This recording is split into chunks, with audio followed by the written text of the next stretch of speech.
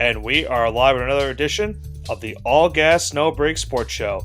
I am one of your co-hosts, Nicholas Pavona, joined alongside once again by my co-host Andrew Johnson, as we have now gone through the 11th week of the National Football League season and a very wild Week 11 to say the least. For the second straight week, we had a blocked field goal resulting in a win for a team, this time in the NFC, a huge matchup in the AFC North deciding the top of that standings, a big matchup on Thursday between two of the top teams in the NFC East, a walk-off win for a team in the NFC West, and we also saw the last undefeated team finally lose the first game, so a little bit of a spoiler, which we'll break down a little bit later on in the show.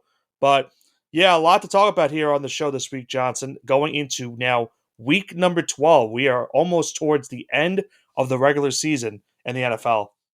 5 weeks to go and a lot of teams on buys, so this is real crunch time for a lot of these divisions.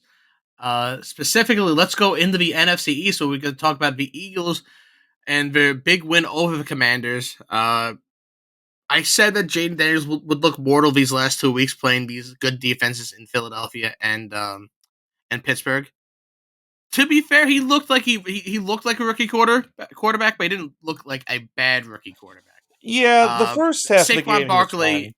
It's just Saquon Barkley and the Eagles' defense was way too much for them to handle. Yeah. I mean, the Eagles did the bulk of their damage in the fourth quarter. I mean, this game was 7-3 Washington going into the half. They were up 10-6 going into the fourth quarter, and then the Eagles said, "Oh, you know what? We have this guy Saquon Barkley that's actually pretty good at running the football," and that's really where this game took a turn for the worse for Washington. Barkley breaks free for 2 big rushing touchdowns. Did that in a span of 20 seconds. Keep in mind, because Jaden Daniels threw an interception in between that one play. So the Eagles were able to take advantage of that turnover, get big runs from Barkley. They're able to hold on for this 26-18 win over the Commanders. They now have sole possession of first place in the NFC East. And even though the loss does happen for Washington, still, a little bit of growing pains within the last couple weeks. You mentioned them playing these 2 good defenses in Philadelphia and Pittsburgh. Now they've got the Cowboys have come in this weekend. So, for them, and even the rest of their schedule, you got the Cowboys, Titans, and Saints the next 3 games. Definitely a good chance for Daniels and company to get back to the offensive numbers they had prior to these previous 2 weeks against Philadelphia and Pittsburgh. Yeah, the crazy thing about this, are the Commanders frauds? Are the Commanders fraud for losing to the best team in the NFC in the Pittsburgh Steelers, and AFC. Probably the second, I'm saying in the AFC, excuse me. Yeah, the second best team in the NFC. And potentially the best team in the NFC and the Eagles. Let's be real here. Yeah. They lost to both those teams by a combined 9 points. And they're frauds now, by the way. Let's calm down a little bit. Hey, listen, I think everyone's still wondering what Washington is. I think at the end of the day, what's been really surprising about Washington, obviously other than their offense playing way better this season, their defense these last couple of weeks has also been really impressive.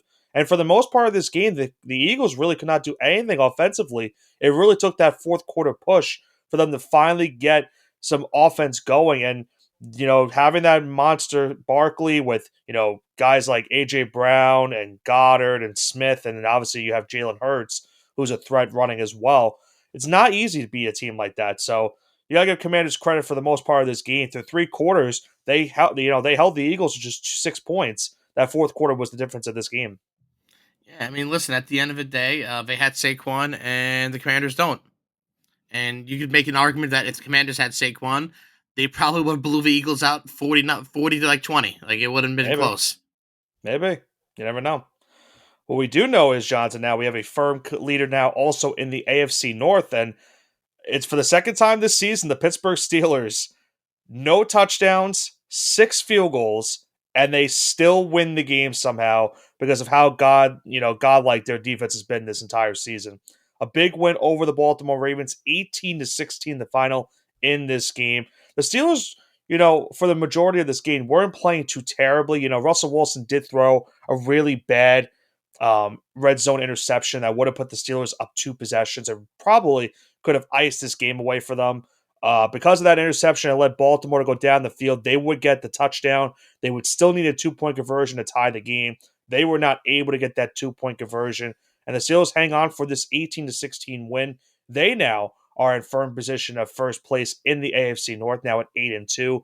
Baltimore now drops to 7-4, and it's just been a common trend, unfortunately, for the Ravens that I mentioned last week on the show, Johnson.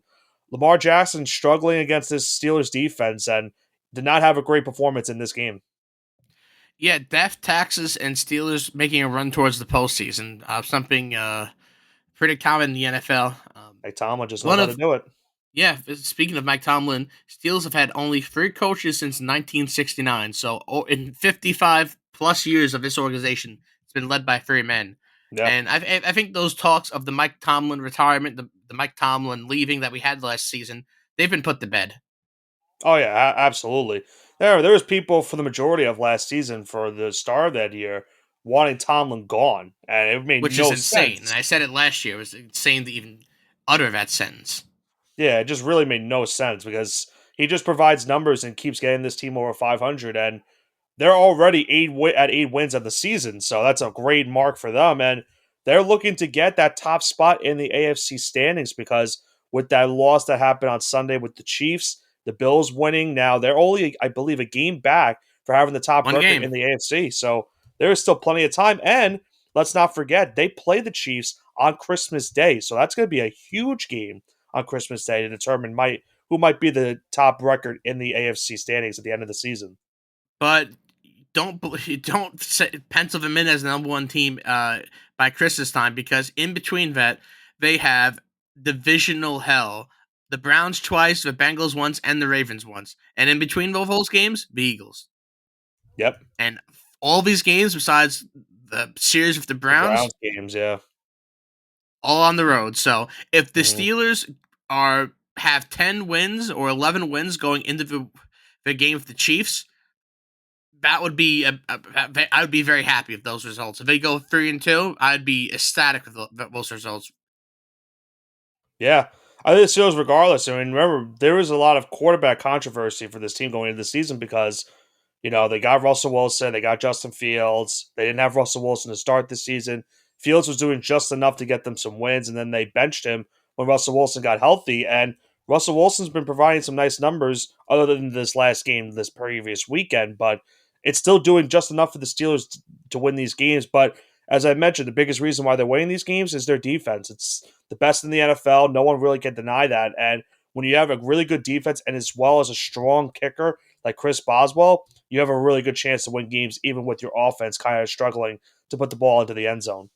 And I want to talk about struggling offense, but just before we head into our next game, Justin Tucker is no longer the most accurate place kicker in the NFL currently.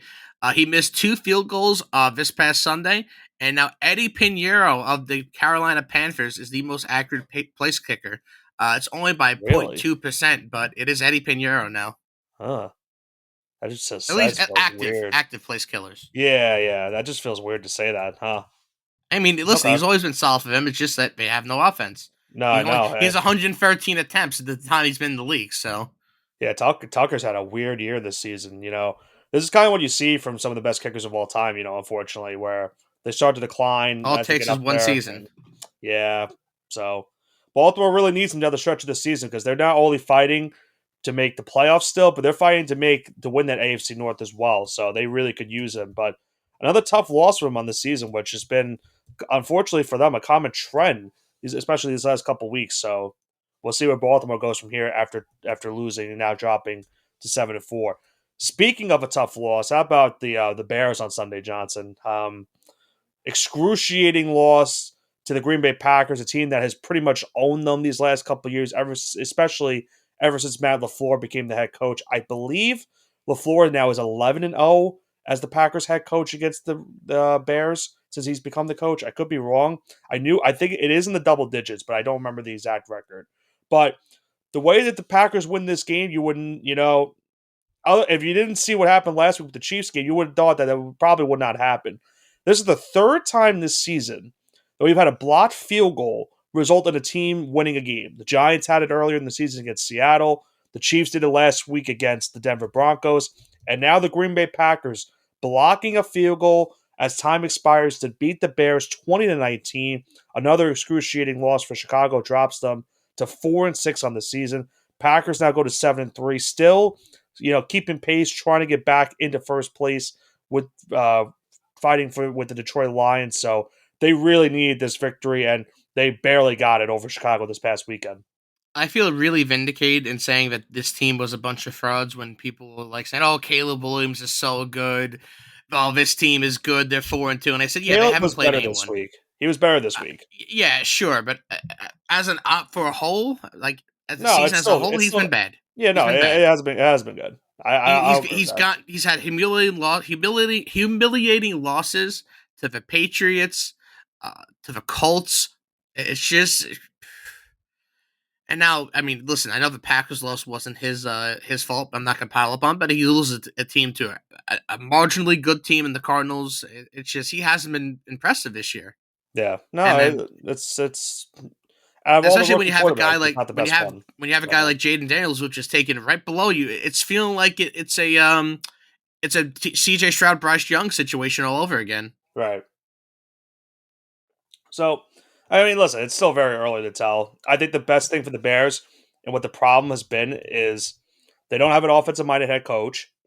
The coordinators they've been getting these last couple of years have been terrible. I mean, they just fired their offensive coordinator going into this game, Shane Waldron. So that was already a disaster. And then Eberflus, we know his, going back to his days in Indianapolis, was a defensive coordinator with them. So they need to hire an offensive minded guy going into this offseason because unless they make the playoffs, Eberflus is going to get fired from this team. So they really need an offensive minded head coach if they want to So get anywhere with Caleb Williams as the was Matt quarterback. Nagy was he framed? No, Matt Nagy sucks. Okay, just making sure. Because look at the Chiefs, because he's the offensive coordinator of the Chiefs, and look at the Chiefs' offense right now. Well, that's all you really have to say. There's no argument for me. Yeah, I'm just like Mahomes having his worst statistical season. Like that, there's really no other excuse. Like, Oh, can you say that louder again for the people in the back? Mahomes is having his worst statistical season. Thank you. You're welcome. And before that, it was last season, right? Was his worst And statistical Matt season? Nagy was still the OC last year. Right. So maybe Patrick Holmes isn't washed. Maybe Matt Nagy Maybe ruins you just. quarterbacks. I think for your sake, you just need Matt Nagy to stay with the Chiefs.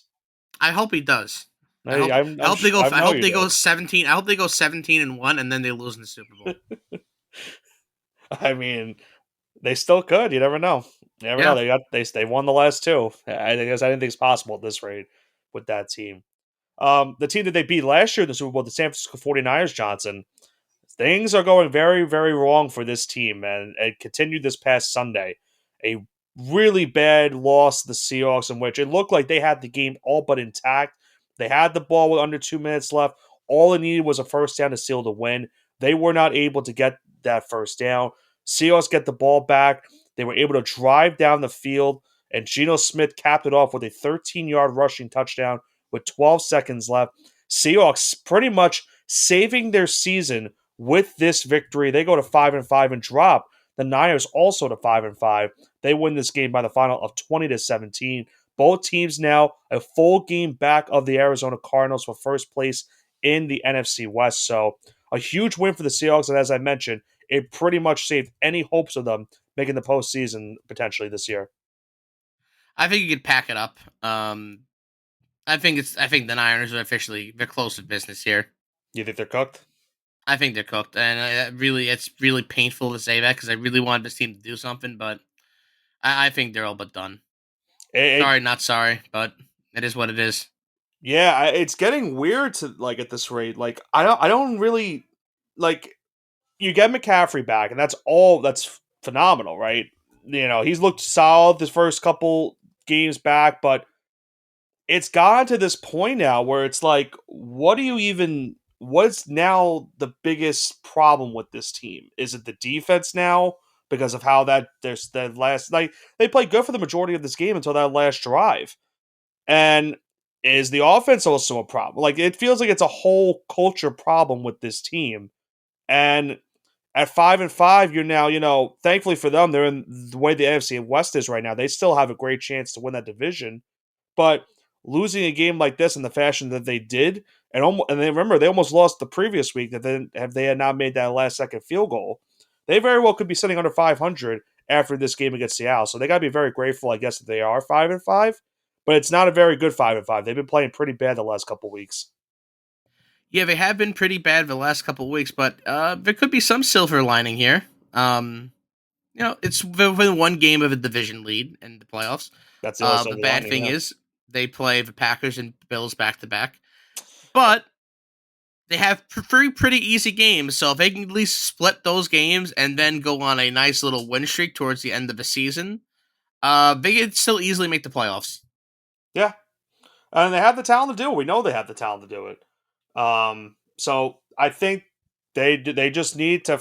I don't know. They just kind of get healthy, I guess, at this point, because that's been a huge problem for them all season. Bosa got injured in this game.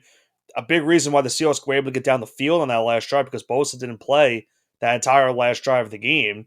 We know Ayuk's been out. They finally got back McCaffrey. They finally got back Debo.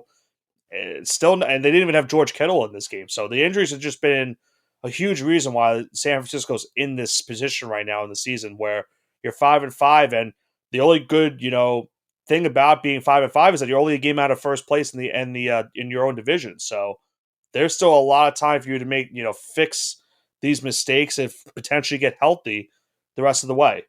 But Johnson, I know you've been waiting to talk about this game, and I know a lot of people have been waiting to hear about this game.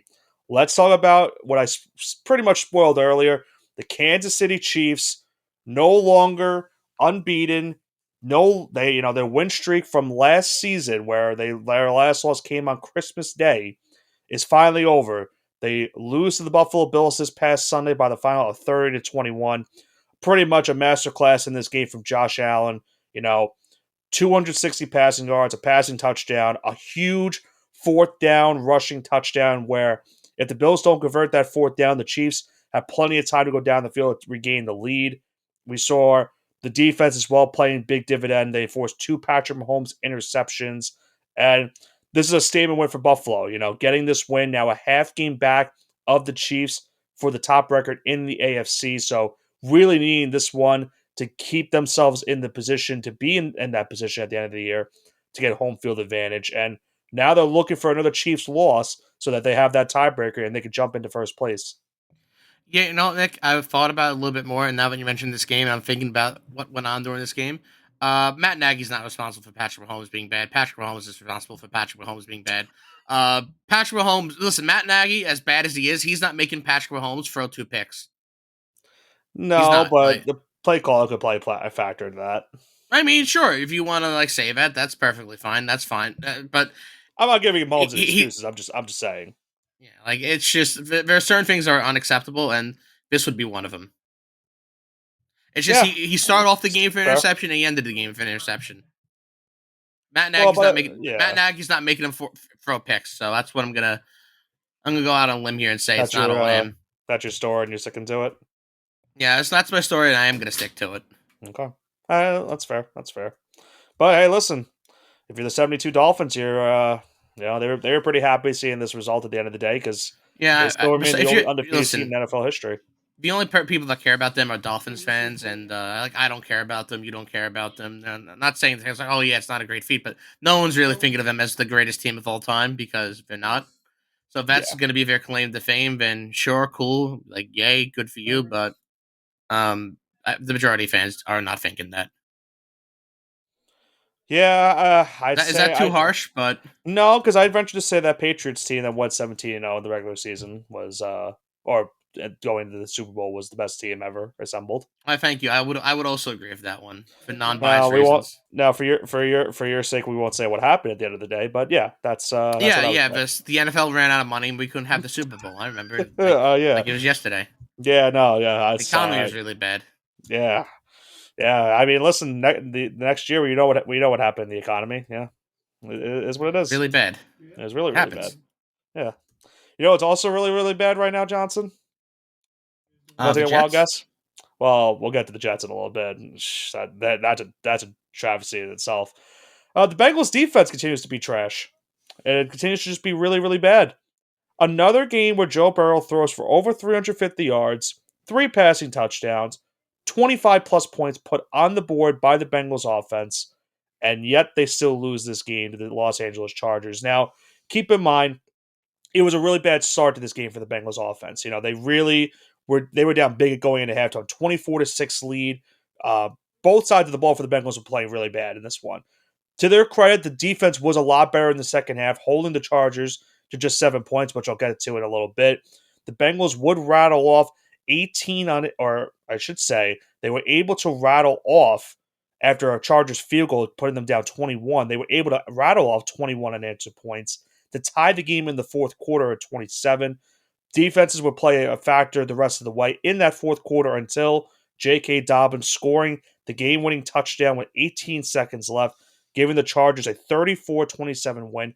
Big statement win for the Chargers because I think a lot of people, including you and I, were not giving them credit for how they had been this season so far.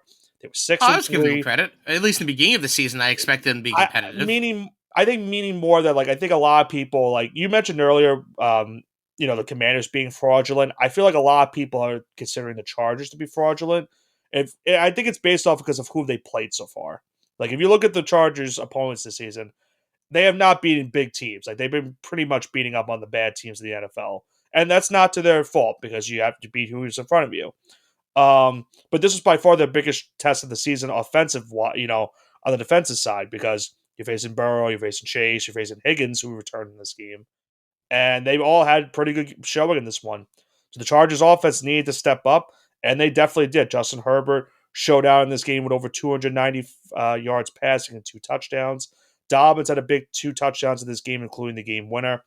And the Chargers now go to 7-3. And, don't look now, but we'll rattle off with that Chiefs loss. Los Angeles is just 2 games out of first place in the division. Now, they already lost the Chiefs earlier in this season, but who knows? I mean, they're going to have to pretty much win 3 more games, and they're going to need the Chiefs to lose 3 to even have a chance to win the division. So maybe not necessarily that might happen, but they're in a really great position to make the postseason this year as a wild card. Yeah, that's a great point here, but let's slow it down a little bit. They're not going to overtake the Chiefs. I mean, they're having a great season. You gotta give them. I'm giving them the benefit of the doubt. They're not going to, but I just figured, might as well. I do want to talk about Justin Herbert for a little bit here. Who's his top receiver? Lad McConkey. Yeah, I mean, the rookie, that's not even the best receiver in his class, probably not even top 3 receiver in his class. Yeah. And he's doing pretty well, right? 13 touchdowns, 1 interception, 220 yards a game. His running backs are, they're good. Like, I like Gus Edwards. I like J.K. Dobbins, they're solid guys. Are they an Isaiah Pacheco or Kareem Hunt? No. Are the Chiefs receivers better than the Chargers receivers? Yes. Yeah. So why does Patrick Mahomes have 13 times the amount of interceptions? It always goes back to Patrick Mahomes. It does, because listen, if he's going to be the standard of this is the top guy, that's who you get compared to, right? If you're another top guy, that's who you get compared to. Barkley was getting compared to MJ. You had Kevin Durant getting compared to LeBron James. You had Drew Brees, Peyton Manning, Aaron Rodgers, all getting compared to Brady or amongst themselves. So today, you get compared to Patrick Mahomes. And again, you can't say it's all coaching here because it's got to be some sort of natural talent. I'm still of the belief that Patrick Mahomes is carried by prime Tyreek Hill and Travis Kelce, but we're not ready to have that conversation yet. Maybe in a year or 2. I'm not gonna entertain it. I know you're not, but I'm telling you, in 2026, you're gonna be listening on this, and I'm either gonna be really right or really wrong. And at least I'm taking a stand now. Well, I will say, we're just gonna pretty much sound like a broken record if we were talking about the Bengals, because it's pretty much the same thing every single week.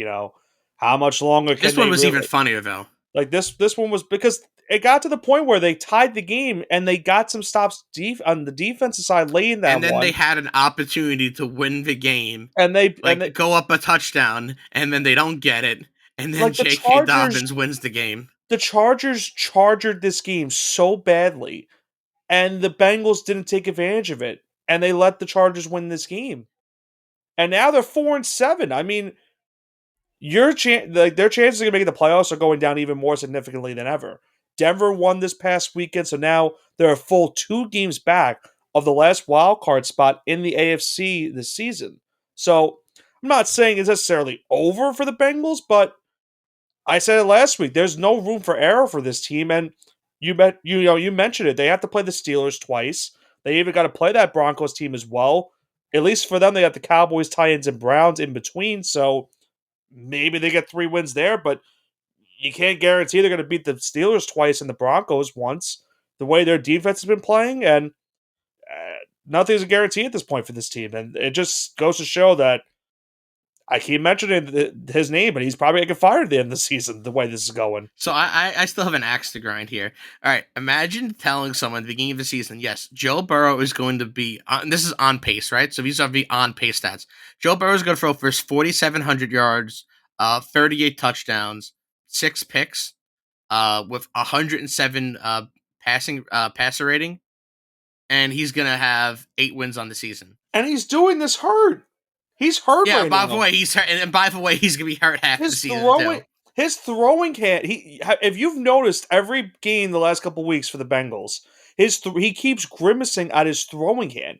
It's the same injury he had last season. He's hurt, but he's playing through it, and he's playing phenomenally through it. Yeah, if I'm Joe Burrow, I take Jamar Chase. I walk into the GM's anywhere. Office. I walk. Listen, the owner's box, the GM's office. Say, listen, this is what you're gonna do. You could trade the both of us to a team of our choosing, or you're going to fire Zach Taylor right now. Or I'm just not going to suit up for the rest of the year. You should have done that a while ago. Listen, I'm not disagreeing with you, but this is the reality of the situation. I think that's what that is the only thing that can happen that will actually, maybe something will get done. Taylor got a big pass because Burrow got injured his rookie year. If that does not happen, and they still sucked that season, he would have been fired. But because Burrow got injured, they gave him another year, and because of that, that next season, they went to the Super Bowl. And that is what has derailed them this entire time. That one Super Bowl What year was that, run. 2018? So Burrow got injured. He was drafted in 2020. Right? No. Burrow was drafted in 2020. Oh, jeez. He got injured. He got injured in the 2020-21 season.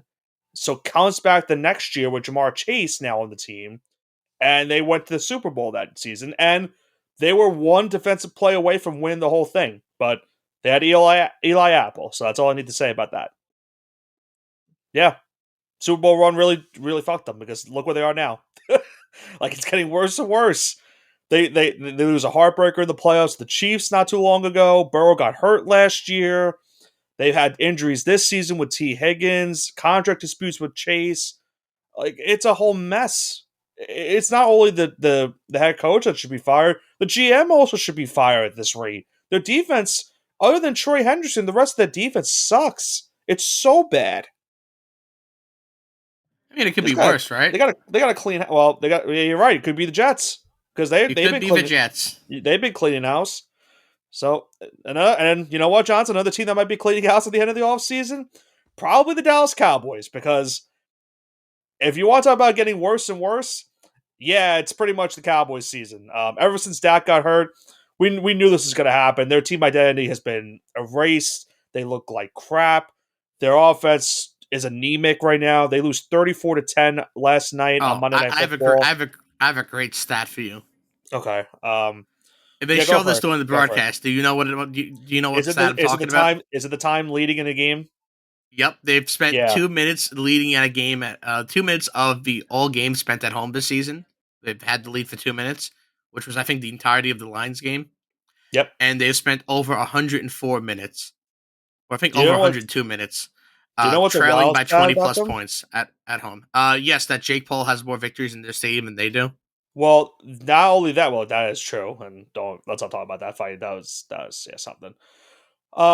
They're the only team this entire year that has not won a home game, just in general. Yeah, they have 0 wins. And you know, as a Giants fan, people are saying to me, "Well, what about the Giants? Giants won their last game of the season last year in 2024." So Dallas just continues to lose and lose. Like they lost the playoff game to the Packers. They've been getting rocked all season at home. Like I don't think any of their home. I'd have to double check. I don't think any of their home games have been close this season. Got blown out by Baltimore. No, they've all been. They got blown out by Detroit. Blown out by only the Ravens game, where they lost by a field goal, and they should have got blown out in that game because they were down by 20 plus. Yeah, they are a travesty right now, and there's not much I really can talk about this game. I mean, the Texans just did what they needed to do. They took advantage of a really bad team playing right now. Mixon had a monster game. The defense played great. Yeah, Cowboys just suck right now, and I feel bad for anyone that's got to watch them play the Giants on Thanksgiving because that's going to be a really interesting game. You got a really good nap in, trust me. Considering the fact that the Giants just made the recent quarterback change, that they finally have now are going to bench Daniel Jones and they're going to turn back to Tommy DeVito, who was their big star from for at least that 3-week span of last season. So Tommy DeVito now is the starting quarterback for the Giants going in this upcoming weekend's game against the Buccaneers, and most likely for the duration of this season, Drew Lock will be the backup, and Jones is now demoted to the third quarterback, which ultimately signals the end for him as the Giants quarterback. This is kind of similar to what happened last season, Johnson, with Russell Wilson, where the Broncos wanted to avoid him getting injured, and they didn't want to have to pay that extra money, so they demoted him to the third string quarterback, and then they cut him at the end of the year. Giants essentially are most likely going to be doing the same thing, moving him to the third string. As we knew going into this season, it won't really hurt them as much in the cap space once they cut him at the end of this upcoming offseason. So it looks to be that the Daniel Jones era is finally done. As a Giants fan, I guess I could breathe a little sigh of relief for this weekend coming up. Just Any a little comments bit on it? No, just a little bit sigh of relief, like just a tiny bit. I mean, I'm at the point where what does it matter? I agree with benching. Jones should have been benched a while. Like, let's be for real, he should have been benched a couple weeks ago. And it sucks because they chose him over Saquon at the end of the day in 2022 when they made the playoffs, and that just pushed them further back 2 years. And now they're in a full rebuild pretty much all again. Who knows if Brian Dable makes it to the end of the season? Who knows if Joe Shane makes it to the end of the season? They're right now only picking fourth in the NFL draft. They still wouldn't get. If there's get only a hoodie that could Chiefs. take over. Well, did you hear hoodie? I meant head coach. My bad. Did you hear the rumor with him? I did not know. So Trent Baalke and him go way back, I think, to their days in New England. I think it's New England or maybe Cleveland. I don't remember. But the rumor is that he's keeping close attention to the Jaguars situation going on. So really, Bill is? Yeah, he might go to Jacksonville. Just to trade Mac Jones one more time? Do you think Mac Jones would get PTSD if he saw Bill Belichick walking in? I'm pretty sure he would. I'm almost positive he would. I'm pretty sure. I think he would get PTSD. That you're probably right. He probably would trade him again. Yeah, that's the rumor right now. That'd be something. Think about this. So at the beginning of the season, right now, I've been seeing that. I've seen it a couple. I saw it on NBC going into the Sunday night game. They were talking about that. That was a rumor. I don't know how true it is because let's face facts. Doug Peterson is gonna get fired at the end of the season. They're 2-9. They have the worst record in the league.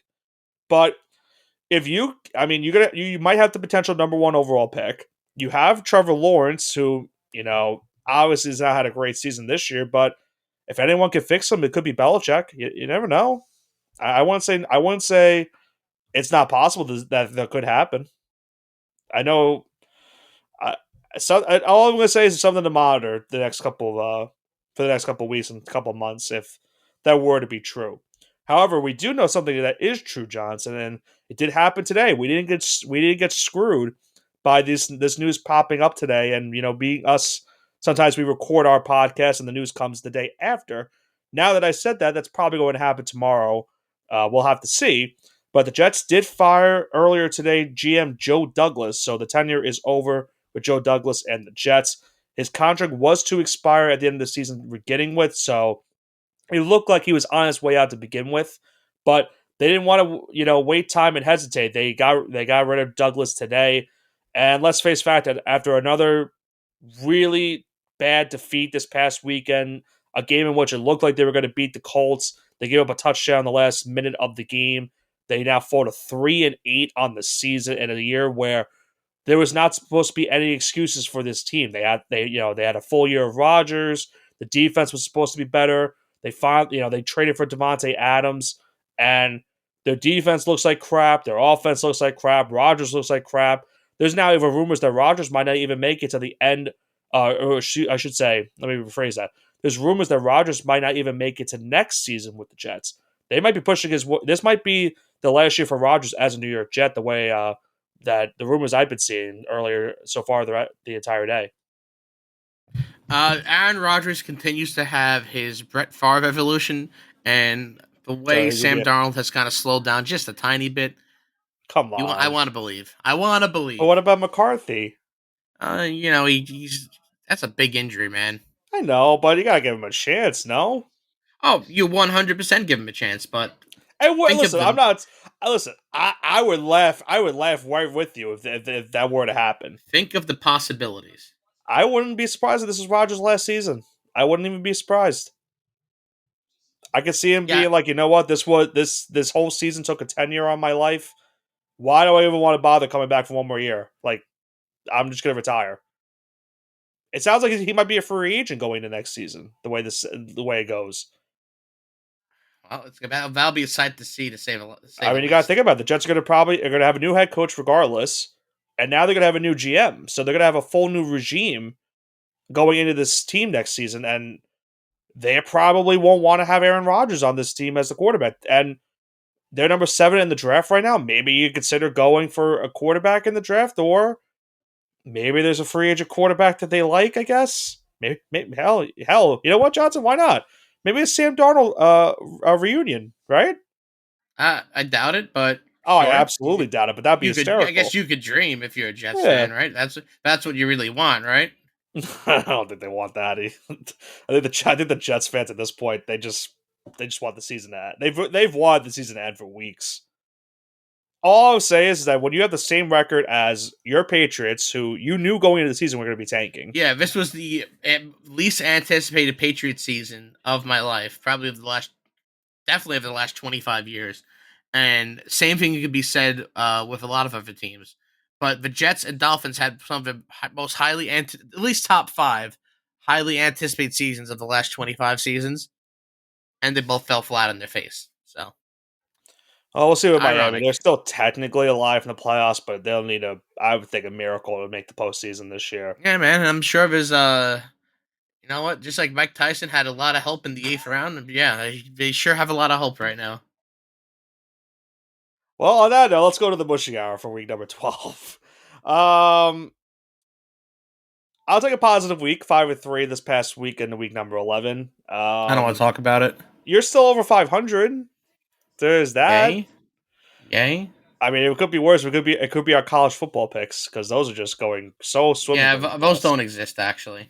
Honestly, yeah, they pretty much don't. So, if you listen to our college football pod, make sure not to listen to the Mushing Hour. Not good for not really good for our for listeners to hear that for us. But the way we've been picking the last couple weeks, not ideal. You'll know more when we break down our records in our college football pod on our next episode. But let's go into week number 12, Johnson, of the National Football League season. And let's start off with, of course, Thursday Night Football. The Pittsburgh Steelers are going in to Cleveland, Ohio to take on the Cleveland Browns. Steelers are a 3.5-point favorite. Over under set at a very whopping 36.5 for this one. Browns are gonna do it. Browns plus 3.5. I believe. You believe. I believe in Jameis that he'll turn back the clock and he'll throw for 500 yards, 5 touchdowns, and 7 picks. But the Steelers won't be able to convert only convert those picks into field goals. So, 21 points of offense for the Steelers and 35 points of offense for the Browns, and then I wake up. Do you think the Browns are going to win this game? Is that what you're No, saying? I think I'll take them to cover though. I'll take Okay. Browns plus three So and a half. Like I Steelers think win it's gonna by be a 3. close What you're game. saying. Like all jokes aside, it'll be a close game, but I would take the definitely not Steelers gonna win it. minus. I think the Steelers minus 3.5. I would have taken the Browns plus 3.5 if they beat New Orleans, and then they got Taysom Hill. They suck. They really, really, really suck. They can't stop the run for anything. The Steelers have a good running back in Najee Harris and a decent enough good running quarterback in Russell Wilson. I don't see any way scenario where Cleveland's going to have any chance to win this game. And their offensive line also sucks, so TJ Watt's probably going to have a field day in this one. So I'm going to go with Pittsburgh minus 3.5 and push the record to 9-2 on the season. What's our Sunday say looking like, Johnson? We have the Minnesota Vikings going on the road into the historic Soldier Bank Stadium or Soldier Soldier Field. Field. Field. Just Oh, Soldier sorry, I don't know why I Field. said bank. I don't know Oh, why I said either. bank. I fixed myself right there. I was thinking of the Ravens. They're not even playing. Oh, they are playing. I'm on the They night are football, but playing. Yeah. yeah. Soldier Field. Bears are hosting. Despite hosting, the Vikings are a 3.5 point favorite. Over under slate at 39.5. Give me Vikings minus 3.5 until Caleb Williams could show me something against a good defense. But he's going to keep on losing games. So I think that's an easy pick. Bears plus 3.5, and I have no good reason to take it. I think the Vikings will win by a field goal. I don't know. It just seems like a common trend for Chicago at this point to lose these like close, low scoring game. I think this will be a low scoring game. I think these are two of the best defenses in the NFL going right now. The Vikings, we know what they do turnover wise. The Bears still have a good defense on paper, and they've been playing good. It's their offense that's been the biggest reason why they're in this spot in the season. I think they'll keep it close, but I still think they lose this game. So give me Bears plus 3.5. Vikings win at a last second field goal. Big game in the NFC West we have as well, Johnson, coming up on Sunday as we have the Arizona Cardinals going into Seattle, take on the Seattle Seahawks. Seahawks at home, a 1 point favorite with the over-under set at 47.5. Seahawks one game back of the Cardinals for first place in the NFC West, so a huge game between these two teams. Seahawks win and give me Seahawks minus 1.5 here, and full craziness descends upon the NFC West. So you go with an alternate spread, 1.5? Yeah, 1.5. I'll take the Yeah, why half not? point. Yeah, why Why not? not? Give me Why some not? EV. I need at this point. Uh, I'm gonna go with Seahawks money line. I'll just take them straight up money line. I think that was a big win. You know, getting that one over San Francisco. They've got a lot of momentum coming off, and keep in mind the Cardinals are coming off their bye week, so they are pretty well rested.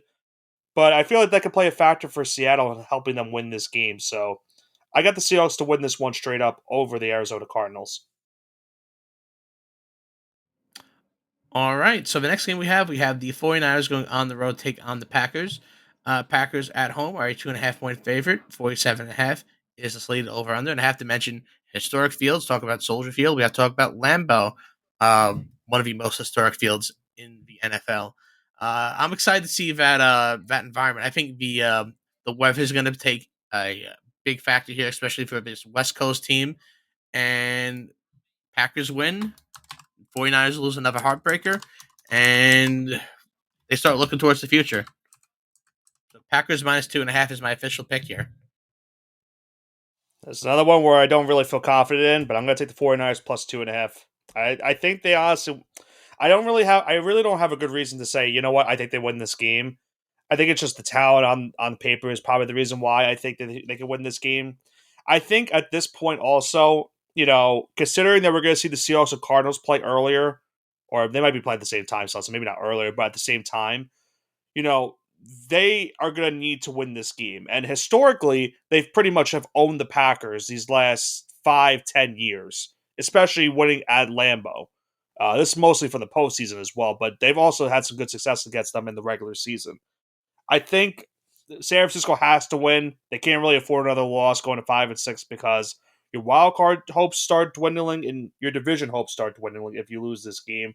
So I got the Niners plus 2.5. I think they get the win on the road at Lambeau Field on Sunday. Now going into Sunday night, the Philadelphia Eagles are going into SoFi Stadium to take on the Los Angeles Rams. Eagles are a 3 point favorite on the road with the over-under set at 49.5 for that game. This is a tough one because the Rams have played better as of late, but I still think that Drake May threw that pick on purpose, which is hilarious, and You're okay I with think they that? should have lost to the Patriots. So I'm going to take Eagles minus 3 here, despite the Rams being at home. So this is a tough game. I think this may be the toughest game for me to pick. Oh, I hate to break it to you because I'm also going to Eagles minus 3. There's the mush. There it Um, is. Good night. yeah, Eagles on paper, the Eagles are just a better team. I'm not sure the Rams are going to be able to contain Saquon Barkley at this point because he's just been running a rough shot all over the NFL these last couple weeks and pretty much all season. So I got the Eagles. I honestly think they won this one pretty easily.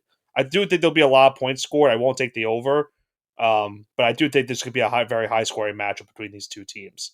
And then Johnson, a brother rivalry on Monday Night Football. Yeah, this is not a blood feud, but Well, this is it is. a feud. I mean, I guess it's when you say Technically, blood it is a feud, blood you feud. know what it is. This technically is Yeah, blood, I guess. But yeah. all right, we have brother versus brother. What you gonna do, brother? Thanksgiving bragging rights for next week. We have Ravens at Chargers Monday Night Football. Ravens, despite being on the road, a 3.5 point favorite, or a 3 point favorite, excuse me. 50.5 is the slated over under. I'm just gonna take the points here. I'm gonna take the over. It seems like the Ravens defense has been really bad lately, and they can score a lot of points. And the Chargers, they can at least take advantage of that for 20-25 points. So give me over 50.5. I love that pick because the Ravens defense is kind of in the same spot where the Bengals defense was. You know, they've been able to pick up wins where the Bengals defense is not, but they've also really struggled in the secondary, which is I think where Los Angeles will take advantage in this game. I will take the Ravens -3. I think they get the job done and win this game. But I'll ride with you on this game. I'll go with the over as well. So give me Ravens -3 and the over to round out week number 12 in the mushing hour heading into this upcoming weekend. So we'll see if we have better week this upcoming week in week number 12. But any final thoughts, Johnson, before we wrap this one up? I'm ready for the draft. I've been ready for the draft since week 1. Yeah, no, because I really need to lose some games now, so I'm really ready for the draft. Yeah, I mean, for you, your team's picking 6th of the season ended today. My team would be picking 4th, so we're both still looking to move up in this draft. You want Travis Hunter. I don't even know what I want at this point, so who knows? Giants will probably Giants will probably break my heart and take someone that I don't even want. I could believe at least for going for another couple weeks that maybe we'll make a decent pick. But yeah, wild week number 11 now sends us into week number 12 of this NFL season. So that will do it for this week's edition of the All Gas No Break Sports Show. Wild finish in Chicago with the Packers getting a blocked field goal win. We saw a big win for the Chargers, huge win for the Kansas City Chiefs, for the Buffalo Bills over the Kansas City Chiefs, ending their undefeated season. Baltimore gets a huge win as well. Or Pittsburgh gets a huge win over Baltimore. I'm all mixed up at this point, Johnson. But like I mentioned, big wins for teams this past weekend in week number 11, now sending us into a big slate in week number 12 before our Thanksgiving slate next week, which we'll break down next week on the show. This has been Nicholas Pavona, joined alongside by my co-host Andrew Johnson for the All Gas No Break Sports Show. Have a great rest of your week.